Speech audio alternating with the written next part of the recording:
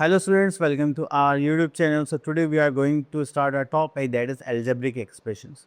तो algebraic expression just like हमारा होता है लीनियर इक्वेशन की तरह जो हमने प्रीवियस वीडियो में कवर करा था. अब इसमें क्या होता है कि जो आपके कांस्टेंट और वेरिएबल्स होते हैं तो हम उससे रिलेटेड ही यहाँ पर टॉपिक्स पढ़ने वाले. ओके, तो चलिए देखते हैं क्या क्या है हमारे पास. So the first we are having algebraic expressions.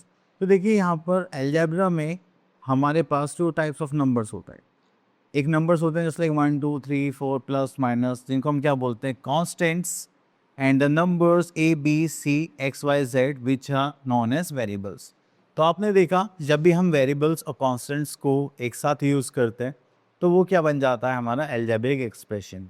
तो एल्जेब्रिक एक्सप्रेशन और लीनियर इक्वेशन में क्या डिफरेंस है? एक छोटा सा डिफरेंस है. लीनियर इक्वेशन में हमें इक्वलाइज करना होता है किसी न किसी चीज़ के लिए या वैल्यू के लिए, लेकिन अलजेब्रिक एक्सप्रेशन में ऐसा इक्वलाइजेशन नहीं करना पड़ता है. यहाँ पे सिंपल हमें वैल्यू फाइंड आउट करनी होती है. ओके, सो अब ये जो वेरिएबल्स होते हैं जैसे हमने एज्यूम करा कोई भी English alphabet A B C. अब हो सकता है कि किसी क्वेश्चन में आपने ए की वैल्यू 10 निकाली है, हो सकता है किसी दूसरे क्वेश्चन में आप ए की वैल्यू 15 निकाल लें. तो इसलिए हम इनको क्या बोलते हैं variable, because a variable can take various values and its value is not fixed. Okay, then we are having constants. So a constant has a fixed value and the value cannot be changed. It is fixed. अब मान लीजिए आपके पास 2 है, आपने कहीं पर भी 2 लिखा है तो उसकी वैल्यू क्या होगी? 2 ही होगी. आप किसी भी क्वेश्चन में सॉल्व करेंगे तो उसमें कोई चेंज नहीं आएगा. Next is how to form an algebraic expression. तो आप यहाँ पर क्या देखेंगे, हम उनको फॉर्म कैसे करते हैं. तो सबसे पहले आप कोई भी एक वेरिएबल लेंगे और एक कांस्टेंट टर्म लेंगे, तो उनके बीच में आप क्या करेंगे, मैथमेटिकल ऑपरेशंस यूज़ करेंगे. सो अब algebraic एक्सप्रेशन के बारे में यहाँ पर थोड़ा सा देखते हैं. Just like algebraic expression are formed by combining variable and constants using the operations of addition, subtraction, multiplication, division. अगर आप वेरिएबल और कांस्टेंट के बीच में कोई भी मल्टीप्लिकेशन प्लस माइनस डिवीजन कुछ भी करते हैं, ठीक है, कांस्टेंट एंड वेरिएबल्स ही नहीं, तो वो क्या बन जाएगा हमारा algebraic एक्सप्रेशन.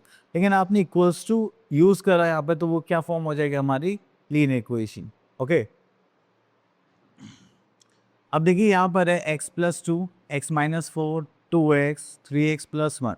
तो ये सब क्या हो गए हमारे algebraic एक्सप्रेशंस. ओके, तो अब यहाँ पे एक चीज़ हो रही है कि आप जो हमारे वेरिएबल्स हैं, ठीक है, वेरिएबल्स सिर्फ वेरिएबल्स भी अगर आप यूज़ कर रहे हैं, कांस्टेंट ना भी करें तो भी चलेगा. अगर आप वेरिएबल्स सिर्फ वेरिएबल्स यूज़ करें तो वो भी किसका पार्ट है हमारा algebraic एक्सप्रेशंस का. ओके, चलिए अब उसके बाद हम यहाँ पर चलते हैं आगे. नेक्स्ट टॉपिक है हमारे पास टाइप्स ऑफ algebraic एक्सप्रेशंस. तो यहाँ पे टाइप्स ऑफ algebraic एक्सप्रेशंस में देखते हैं हम कैसे कैसे अलग बाइफिकेट कर सकते हैं. Depending on the number of terms algebraic expressions are classified as follows. अब जितनी नंबर ऑफ टर्म्स होंगी देन उनके भी आप बताएंगे ये कैटेगरी का algebraic एक्सप्रेशन है. कैसे? चलिए, तो यहाँ पर आता है सबसे पहले मोनोमियल.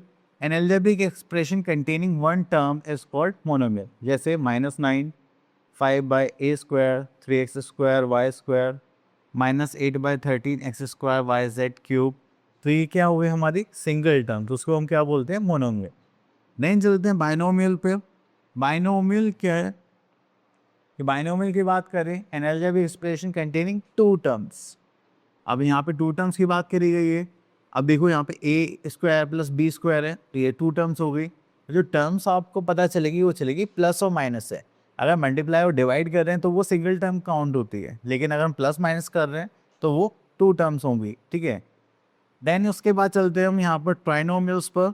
अगर हम ट्राइनोमियल की बात करें तो यहाँ पर आता है an algebraic expression containing three terms is called a trinomial, just like 2a plus b minus c. Okay, तो ये हो गई हमारी trinomial. Next is polynomial. So here we are having an algebraic expression that contains many terms is called polynomial. अब कितनी भी terms हैं just like 1 2 3 4, यहाँ पे हो गए 4 टर्म्स. ठीक है, तो ये किस में आएगी हमारी पॉलिनोमियल में. तो यहाँ पे हो गया हमारा मोनोमियल, बाइनोमियल, ट्राइनोमियल एंड उसके बाद आता हमारा पॉलिनोमियल. उसमें आप कितने भी टर्म्स ले सकते हैं. चलिए अब आ जाते हैं नेक्स्ट टॉपिक पर. That is terms of an algebraic expression. अगर आपके पास कोई एल्जेब्रिक एक्सप्रेशन है उसमें प्लस माइनस का साइन है तो वो क्या होंगे, अलग अलग टर्म। जैसे ये हो गया हमारे पे 4x माइनस 3y, तो ये 4x क्या हो गया हमारा one term and minus 3xy क्या हो गया सेकेंड टर्म। अगर हम यहाँ पे देखेंगे 4x² माइनस 3xy, ठीक है, तो ये दोनों भी क्या हो गई हमारी अलग अलग टर्म्स हो गए। ओके, अब देखिए यहाँ पर एक एग्जाम्पल है जैसे +3 + 2xy माइनस 5x² ये 3 टर्म्स हो गई, तो हो गए 1 2 3 टर्म्स। ओके, नेक्स्ट आता है फैक्टर ऑफ टर्म्स। तो फैक्टर ऑफ टर्म्स का मतलब क्या है, जो आपके पास टर्म है उसको हम किस किस नंबर से डिवाइड कर सकते हैं। बेसिकली तो फैक्टर्स वही होते हैं। अब जैसे कि यहाँ पे डेफिनेशन देखते हैं, व्हेन टू और मोर नंबर्स और variables are multiplied then each one of them and their product is called the factor of the product. तो यहाँ पर बताया गया है कि जैसे हम यहाँ पर बोले 3x² है, ठीक है, तो यहाँ पे 3 की मल्टीप्लाई हो रही है, x से मल्टीप्लाई हो रही है और एक और x मल्टीप्लाई हो रही है, तो ये जो प्रोडक्ट आया है ये हम इन सब पे क्या निकाल सकते हैं, factors. Next is a constant factor is called numerical factor. अगर कोई भी कांस्टेंट टर्म है उसको हम क्या बोलते हैं, न्यूमेरिकल फैक्टर बोलते हैं। और अगर कोई वेरिएबल है उसको हम किस नाम से बोलते हैं, लिटरल फैक्टर। ओके, चलिए नेक्स्ट आता है पावर एंड कोफिशिएंट। अगर हम यहाँ पर देखें, अब यहाँ पर देखिए power, the power of an expression is the greatest power of the variable present in the expression.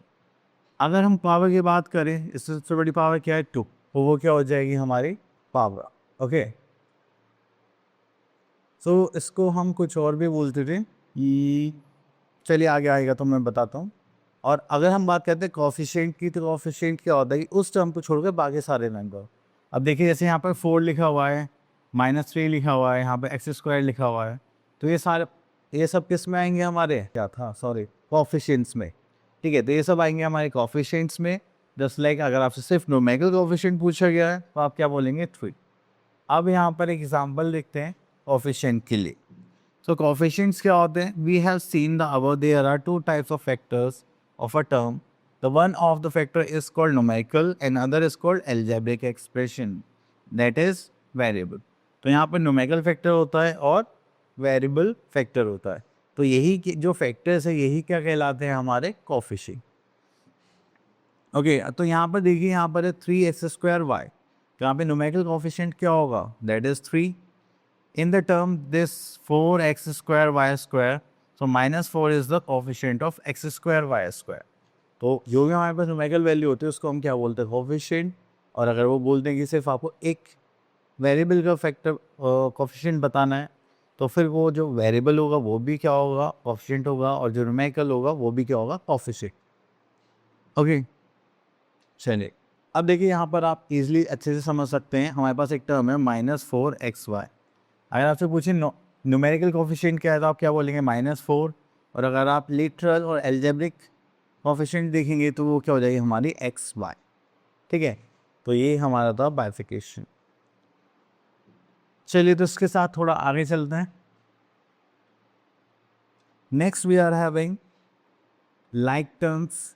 देखिए लाइक टर्म्स वो टर्म्स होते हैं जिसमें आपके एल्जेब्रिक एक्सप्रेशंस क्या रहेंगे, सेम रहेंगे। ठीक है, सॉरी, एल्जेब्रिक एक्सप्रेशंस में वेरिएबल्स सेम रहेंगे। अब देखिए जैसे यहाँ पर वेरिएबल में x y x y x y x y, तो ये क्या हो गए लाइक टर्म्स। यहाँ पर देखिए ए बी के बने, तो वो क्या हो गए लाइक टर्म्स। तो यहाँ पर भी आपको क्या देखने के लिए मिले, same literal in algebraic coefficients are called like terms. Okay, next we are having unlike terms. If we talk about unlike terms, तो उनके जो वेरिएबल्स होते हैं वो क्या होते हैं, डिफरेंट होते हैं, वो सेम नहीं होते। So the terms which do not have the same literal that is algebraic coefficients are called unlike terms. तो यहाँ पे आता है for example that's like 2x, यहाँ पे देखिए एक्स वाई है, x²y, तो सबके वेरिएबल्स क्या हैं, डिफरेंट है, तो ये क्या हो गई हमारी अनलाइक टर्म्स। ओके, सो इसी के साथ हम आ गए अपने एक्सरसाइज 8.1 पर, तो चलिए इनको सॉल्व करते हैं। That is question number 1. Form the algebraic expression in the following cases using variables and constant and arithmetic operations plus minus multiplication division. तो चलिए हम यहाँ से पिक करते हैं एक part, just like C part, that is 1/4 of the sum of numbers x a plus b. तो देखिए a प्लस बी का हमें सम करना है, ये हमें क्लियरली समझ में आ गया। ओके, देन उसका क्या करना है 1/4, तो इसकी मल्टीप्लाई हम किससे कर देंगे 1/4 से, तो ये हो गया हमारा algebraic expression, that is 1/4 of the sum of numbers a and b। Done. Next we are having s part, that is numbers x and y both squared and added. So यहाँ पर देखेंगे हमारे पास तो numbers X Y both squared and एडिबल, तो दोनों को स्क्वायर करिए, that's like X square and Y square, और इनको क्या करेंगे हम ऐड करेंगे। Okay, that's it, so simple. Now come to question number 2, write the statements for all the terms of each of the following algebraic expressions. तो यहाँ पर हमें टर्म्स मेंशन करनी है, तो देखिए जहाँ पे भी आपको प्लस माइनस दिख जाए तो वो क्या कर रहे हैं, टर्म्स को बाइफिकेट कर रहे हैं। अब देखिए ये एक्स स्क्वायर वाई है, इसका मतलब क्या है, दोनों मल्टीप्लाई में है, तो ये क्या हो गया सिंगल टर्म। तो एक टर्म हो गया हमारे पास X square Y, second term हो गया हमारे पास 4xy² एंड थर्ड टर्म हो गया हमारे पास -1। ओके, तो बस यही करना था हमें। नेक्स्ट चलते हैं हम यहाँ पर question number 3, show the term and factors bye tree diagram in each of the following expression. Okay, चलिए तो यहाँ से हम ले लेते हैं सी पार्ट। ओके, सो चलिए यहाँ पर ट्री डायग्राम बनाते हैं हम पहले। 3a² देखा, तो यहाँ पर कर लेते हैं हम 1 2 3 एंड दिस इज 4। तो देखिए यहाँ पर पहला आ गया हमारे पास 3, then we are having a, then b and b। Okay, same goes with this one 1 2 3। तो यहाँ पे देखिए एक फैक्टर हो गया हमारे पास 2, देन हो गया हमारे पास a, देन हो गया हमारे पास b। तो ये क्या हो गए हमारे terms and factors. Next is right the numerical factor of. अगर हम न्यूमेरिकल फैक्टर की बात करें तो जो भी न्यूमेरिकल वैल्यू आपको दिखाई दे रही है, जैसे यहाँ पर हमें दिखाई दे रहा है 2, दैट इज न्यूमेरिकल फैक्टर। यहाँ पर हमें दिखाई दे रहा है 3, that is our numerical factor. Okay, next is question number 5, write down the numerical coefficients of each of the following expression. Okay, तो यहाँ से ले लेते हैं हम ए पार्ट। अब देखिए यहाँ पर है आपके पास 3x², ठीक है। अब इसका न्यूमेरिकल फैक्टर क्या हो गया हमारे पास 3, सॉरी कोएफिशिएंट। अगर हम यहाँ पर देखें -4xy, तो इसका न्यूमेरिकल कोएफिशिएंट क्या हो गया हमारे पास -4। अब देखिए यहाँ पर क्या गिवन है +y², तो इसका कोएफिशिएंट क्या हो गया हमारे पास +1, एंड ये 3 तो है ही है हमारे पास। ओके, तो ये हो गए इनके कोएफिशिएंट्स। चलिए उसके बाद चलते हैं question number 6, right down the coefficient of. तो देखिए यहाँ पर हमसे बोलेगा वाई जेड के कोएफिशिएंट बताएं, तो वाई जेड ये रहा, इसको छोड़कर जो भी बचा हुआ है वो क्या होगा हमारा कोएफिशिएंट। ओके, चलिए अब उसमें एक पार्ट और देख लेते हैं, जी पार्ट। अगर हमें बोलेगा a²b, तो a² ये रहा, तो यहाँ पे क्या बचा -3c, क्या हो गया यहाँ पर कोएफिशिएंट। ओके, सेम यहाँ पर क्वेश्चन नंबर 7 में बोला गया right down the coefficient of x in each of the following. तो x का कोएफिशिएंट निकालना है, तो x को छोड़कर क्या बचा यहाँ पर -3p, तो ये हो जाएगा -3p। Okay, next is question number 8, arrange the factors so that literal algebraic factors are arranged alphabetically and follow numerical factors।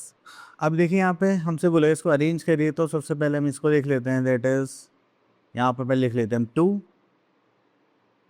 2QPS, और यहाँ पे हमसे पूछा गया है कि हमें न्यूमेरिकल फैक्टर बताना है, ठीक है। तो ऑब्वियसली बात है न्यूमेरिकल फैक्टर यहाँ पे क्या होगा 2 होगा। ओके, चलिए नेक्स्ट चलते हैं। Next is question number 9, classify into monomial, binomial and trinomial. अगर हम मोनोमियल की बात करें तो उसमें कितने टर्म आते हैं 1 सिंगल टर्म, जो कि हमारा ये हो गया। देन अगर बाइनोमियल की बात करें इसमें आते हैं 2 टर्म्स, वो हो गया हमारा ये, और ट्राइनोमियल में आते हैं 3 टर्म्स, जो हो गया हमारा E part. Okay, next is question number 10, state whether the given pair of terms are like terms और अनलाइक टर्म्स। तो लाइक टर्म्स देखेंगे जिसमें हमारे पास वेरिएबल्स सेम है, तो ये क्या हो गया हमारी लाइक टर्म, और सॉरी यहाँ पे एल लिख देते हैं फॉर लाइक टर्म। एंड देखिए यहाँ पे x² y है, हम XY² है, तो ये क्या हो गया हमारी अनलाइक टर्म। ओके, तो चलिए क्वेश्चन नंबर 11 में भी आपको ऐसे ही रेक्टिफाई करना है, तो आप कह सकते हैं आइडेंटिफाई लाइक टर्म्स जिसके वेरिएबल सेम होंगे। ओके, तो ये आप इजीली कर सकते हैं। Now move to another topic, that is addition subtraction of algebraic expressions। तो यहाँ पर आता है सबसे पहले एडिशंस। तो देखिए जो आपकी लाइक टर्म्स होंगी आप उन्हीं को क्या कर सकते हैं, ऐड कर सकते हैं, अनलाइक टर्म्स को ऐड नहीं कर सकते। सेम गोल सब्ट्रैक्शन, आप लाइक टर्म्स को सब्ट्रैक्ट कर सकते हैं, अनलाइक टर्म्स को सब्ट्रैक्ट नहीं कर सकते। ठीक है, एक छोटा सा मैं एग्जाम्पल लेता हूँ यहाँ पर। अगर आपके पास 3 और 4 टाइप्स की मिठाई है, स्वीट्स है, तो आप क्या करोगे, जैसे मान लीजिए रसगुल्ला है, गुलाब जामुन है, तो आप क्या उन दोनों को एक ही डब्बे में मिक्स कर दोगे? नहीं, क्योंकि वो क्या अलग अलग है। तो ये क्या हो गए हमारे अनलाइक टर्म्स। अब मान लीजिए इसमें भी गुलाब जामुन है, इसमें भी गुलाब जामुन है, मम्मी ने कहा कि इसको एक डब्बे में करके रख दो, तो आप सारी गुलाब जामुन को एक डब्बे में रख दोगे, क्योंकि ये दोनों एक जैसे हैं, मतलब ये क्या है हमारी लाइक टर्म्स। तो जब भी सेम होगा तो आप उनको ऐड कर सकते हैं, जब भी सेम नहीं होगा आप उनको ऐड नहीं कर सकते। तो एक वाइट रसगुल्ला और गुलाब जामुन तो आप उनको अलग अलग ही रखेंगे, है ना। तो यही कॉन्सेप्ट हमें यहाँ पर भी यूज़ करना। अब देखिए यहाँ पर हमें देखने के लिए एडिशन में 2 मेथड्स बताए गए हैं। The one is horizontal method, कि आप उसको ऐसे सीरीज में लिखें फिर उनको ऐड करें, यहाँ पर जो वेरिएबल टर्म है उसका कॉमन ले लें, तो वो क्या हो जाएगा आपका horizontal method. Next we are having vertical method और कॉलम मेथड। तो आप पहले लाइक टर्म्स को ऐसे वर्टिकली अरेंज करें, देन सिंपली प्लस माइनस करके उनका आंसर लें। Okay, same goes is subtraction, but इसमें जो हॉरिजॉन्टल मेथड है वो मुझे ज़्यादा कंफर्टेबल लगता है। ठीक है, तो आप इनको ऐसे ही हॉरिजॉन्टल वे में लिख के इनको अरेंज करके इनको सॉल्व करेंगे। ठीक है, और कॉलम मेथड में आप इनको ऊपर नीचे कॉलम वाइज लिखेंगे और फिर इनके साइन चेंज करेंगे, देन आप इनको सॉल्व करेंगे। तो जैसे हम क्वेश्चंस करेंगे उसमें ये सब चीज़ें आएंगी, तो वहीं देख लेंगे। चलिए, और तो कुछ नहीं है। नहीं। Okay, here we are having our exercise 8.2 question number 1। यहाँ पे देखते हैं question number 1, add the following. तो चलिए एट द फॉलोइंग में यहाँ पर आता है हमारे पास क्वेश्चन नंबर 1 बी पार्ट ले लेते हैं। देखिए बहुत इजी पार्ट है कि दोनों ही क्या है हमारे पास लाइक टर्म्स है 4m प्लस 5m। तो 4 + 5 कितना हो गया 9, वेरिएबल सेम है तो ये यहाँ पर आ जाएगा n। तो our answer is 9m। Okay, इस टाइप से जैसे मान लीजिए 4 गुलाब जामुन है और 5 गुलाब जामुन है, टोटल गुलाब जामुन कितने हो गए 9। Next is question number 2, simplify the following. तो यहाँ पर आता है 4x + 12 - 7 - 9x।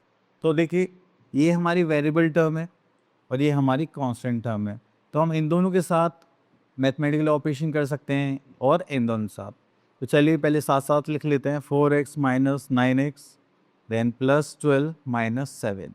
तो हम पहले इसको सॉल्व करेंगे और इसको सॉल्व करेंगे। सो देखिए प्लस माइनस क्या होता है, माइनस 9 - 4 कितना हो जाएगा 5x। तो प्लस माइनस करेंगे ये हो जाएगा माइनस। तो अगर +12 - 7 करेंगे तो दैट इज 5, और साइन किसका आएगा पॉजिटिव, क्योंकि वो बड़ा था। तो ये हो गया हमारा answer -5x + 5, that is your answer. Okay, next is question number 3, eight the following expressions. तो यहाँ पर करेंगे। चलिए उसके बाद आता है हमारे पास, अब देखिए जो भी हमारे पास लाइक टर्म्स होगी उनको एक साथ लिखेंगे और उनको ऐड करेंगे, और या हम कॉलम वाइज भी कर सकते हैं। बताइए कौन से मेथड से, कॉलम मेथड से करते हैं। चलिए इस बार तो चलिए यहाँ पर हमारे पास 6x² + 7x + 3। ओके, तो ये फर्स्ट टर्म यहाँ पे देखते हैं। दूसरी this is 12x² - 5x + 8। Then उसके बाद आते हैं that is 7x² - 9x + 4। Okay, तो हमें सिंपल ऐड करना है, तो हम वेरिएबल्स को एक कांस्टेंट टर्म्स को एक साथ ऐड करेंगे। 8 + 3 11 + 4 दैट इज 15। तो यहाँ पे करेंगे 9 + 5 that is 14, 14 - 7 is -7x। Then we are having, यहाँ पे तो सब प्लस में तो सब ऐड करना पड़ेगा। 12 + 6 18, 18 + 7 इज 25x²। ओके, तो ये हो गया हमारा answer. So now move to next part, that is subtraction. So let's pick C part from here. So here we are having this and this polynomial और algebraic expression. तो यहाँ पे from लिखा हुआ है, तो अभी subtraction होगा और from होगा, तो हम क्या करेंगे, यहाँ पे माइनस साइन प्लेस करेंगे और इसको पहले लिखेंगे और इसको बाद में, क्योंकि इनकी पोजीशंस क्या करनी होती हैं, स्वैप करनी होती है. तो चलिए यहाँ पे करते हैं, that is 5 - 6x + 7x square + 2x cube. So this is minus, यहाँ पे करेंगे, that is 7x cube minus 9x square + 6x - 4. Okay, तो चलिए उसके बाद यहाँ पे चलते हैं. अब इनको सॉल्व करेंगे तो ये हम नॉर्मली अरेंज कर लेते हैं. It's like 2x cube that is 7x square - 6x + 5. तो सेम गोज विद इट, तो यहाँ पे माइनस आ जाएगा, plus minus -7x cube minus minus plus 9x square + -6x minus minus plus 4. ठीक है, तो चलिए ये हो जाएगा हमारे पास 2x cube and 2x cube - 7x cube. इनको एक साथ लिख लेते हैं. तो जितनी भी लाइक टाइम सबको मैं एक साथ लिखने वाला हूँ. ठीक है, तो जैसे ये हो गया 7x स्क्वायर, और कोई स्क्वायर है, हाँ ये रहा, ये हो गया -6x, ये हो गया -6x, यहाँ पे लिखा हुआ है +5 + 4. तो चलिए 7 - 2 दिस इज -5x क्यूब. ये दोनों प्लस प्लस है तो हो जाएगा 7 + 9 is 16x square, minus minus हो जाएगा plus, this is 12x, this is minus, and 5 + 4 कितना हो जाएगा 9. ये हो गया हमारा answer. Okay, now move to next part, that is question number 5. If x is this find the value of this. Okay, तो देखिए यहाँ पर हमें जो भी वेरिएबल्स के बने हैं वहाँ पे एक टर्म पुट करनी है, देन उसकी वैल्यू फाइंड आउट करेंगे. तो देखिए question number 5, question number 6, question number 7, ये तीनों ही एक टाइप के. तो यहाँ से हम पिक कर लेते हैं normal question, question number 6 c part. यहाँ पर हमें अलजेब्रिक एक्सप्रेशन गिवन है और यहाँ पर हमसे बोला गया है you have to put p = 4 and find the value. Okay, तो चलिए यहाँ पर 8 है, p स्क्वायर है, तो p कितना है हमारे पास 4 स्क्वायर. पहले वैल्यूज पुट करेंगे, simple. Okay, so this is 4 4 16 × 8, तो ये हो गया 4 4 16 + 7, 16 4 आई थिंक 64 होते हैं, that is 128.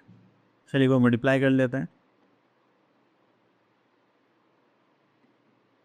So this is 128 + 16 + 7.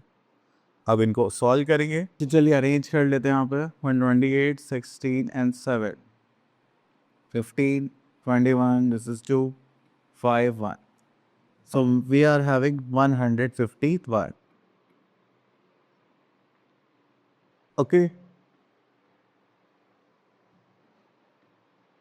So next is question number 6. The same है. Actually हमने यही करा है. Question number 7. Question number 8. तो क्वेश्चन नंबर 8 में हमें यहाँ पे दो वेरिएबल्स के बने हैं, उसकी वैल्यू हमें फाइंड आउट करनी है. तो चलिए यहाँ से निकालते हैं, डी पार्ट ले लेते हैं और वैल्यू है t = 6 and b = 5. So here we are having a = 6 and b = 5. तो बस आपको इसमें प्लेस करनी है 6 + 5 is 6 square -6 × 5 plus this is 5 square. पता है अगर हम इसको देखें तो एक हमें आइडेंटिटी दिख रही है a + b, a square - ab + b square. तो ये होता है हमारे पास a³ + b³. आप चाहे तो इसको भी सॉल्व कर सकते हैं, बट हमें यहाँ पे वैल्यू प्लेस करने थे. यहाँ पर हो जाए 11, दिस इज 6 36 - 30 + 25. 5। तो इसको सॉल्व करेंगे आगे।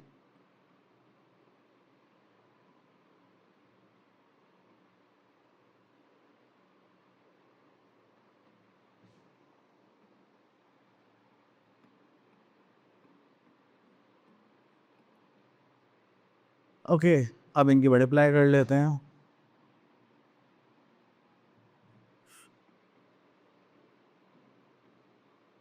सो our answer is 341। Okay, now move to next part, that is question number 11। So यहाँ पे देखिए बोला गया the sum of these two algebraic expression and subtract this. चलिए सम करते हैं पहले।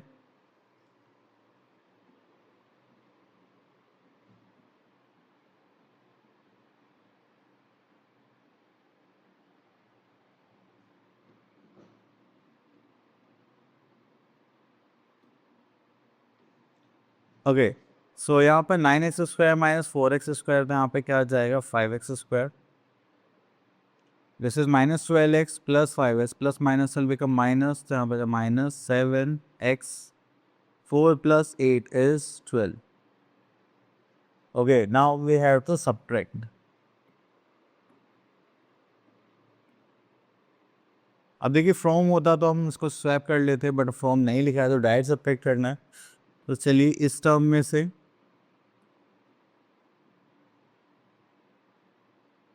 हमें सब्ट्रैक्ट करना है दिस अलजेब्रिक एक्सप्रेशन।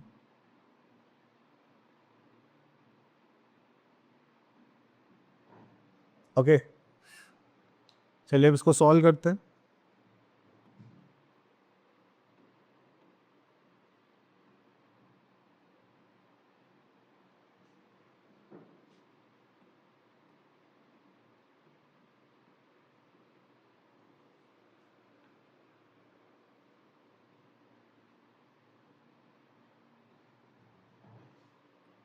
चलिए तो अब इसको सॉल्व करेंगे। 5x² 9x² तो हो जाए plus minus minus and -4x², -7x plus 10x this is 3x, 12 minus 12 that is 0, तो इसको नहीं लिखते, तो हमारे पास आंसर आ गया -4x² प्लस 3x। सो यहाँ पे क्वेश्चन नंबर 12 थोड़ा सा हमारे लिए बड़ा है, ठीक है, वैसे बहुत ईजी है। तो चलिए यहाँ से ले लेते हैं, इनमें से कोई सा भी पार्ट ले लेंगे क्योंकि हमें पूरा ही चाहिए होगा। तो मैं क्या करता हूँ, मैं लेता हूँ ई पार्ट, ठीक है। तो यहाँ पर ई पार्ट में बोलेगा a माइनस बी माइनस सी। तो ए की वैल्यू हमारी ये रही, that is 4p² minus 9p plus 8। अब देखिए जब भी आपको माइनस साइन दिखाई देगा तो आप क्या करेंगे, ब्रैकेट यूज़ करेंगे हमेशा, क्योंकि यहाँ पर साइन चाहिए होता है। तो बी की वैल्यू हमारे पास 6p² plus 3p minus 7। Then again यहाँ पे माइनस सी है तो फिर से माइनस यूज़ कर देंगे और ब्रैकेट यूज़ करेंगे, that is 5p² minus 6p plus 2। Okay, तो चलिए तो यहाँ पर देखिए this is 4p² minus 9p plus 8। यहाँ पे -6p² plus 3p minus 7, sorry plus minus minus minus plus minus. तो देखो ऐसी गलतियाँ होती है जो आप लोगों को नहीं करनी, ठीक है। तो यहाँ पे भी क्या आएगा साइन हमारे लिए माइनस, देन माइनस माइनस क्या होता है प्लस, तो ये हो गया plus sir. Again minus minus plus, minus minus plus, plus minus minus, ये 12 था ना, नहीं +2 था वो, तो हो जाएगा -2। ओके, चलिए अब इसको सॉल्व करते हैं। अब देखिए यहाँ पे ये p² है, एक p² ये रहा और एक p² ये। तो चलिए इनको एक साथ लिख लेते हैं, 4p² minus 6p² plus 5p²। Then उसके बाद आता है हमारे पास p। तो देखिए ये हो गया हमारे पास, प्लस कर लेते हैं, यहाँ पर आ जाएगा -9p, देन ये रहा हमारे पास -3p, एंड ये रहा हमारे पास +6p। ओके, अब बचे हमारे पास वेरिएबल्स, तो यहाँ पर है हमारे पास 8, okay, then we are having +7, then -2। चलिए अब सॉल्व करते हैं। यहाँ पर हो जाएगा 5 + 4 9 - 6 is 3 p²। यहाँ पर करेंगे तो -12 एंड +6, तो 12 - 6 is 6 p। साइन किसका आ जाएगा माइनस का, क्योंकि माइनस टर्म क्या थी, बिगड़ थी। Then 8 + 7 is 15 - 2 is 13, and sign किसका आएगा, पॉजिटिव। तो ये हो गया हमारा आंसर। देखने में बहुत लेंदी था बट इजी था। ओके, तो बस हमें तीनों टर्म्स को यहाँ पर रखना था और फिर इसका सॉल्व करना था, that's it. So I hope आपका टॉपिक अच्छे से क्लियर हो गया होगा। अब मिलते हैं नेक्स्ट वीडियो में, till then all the best.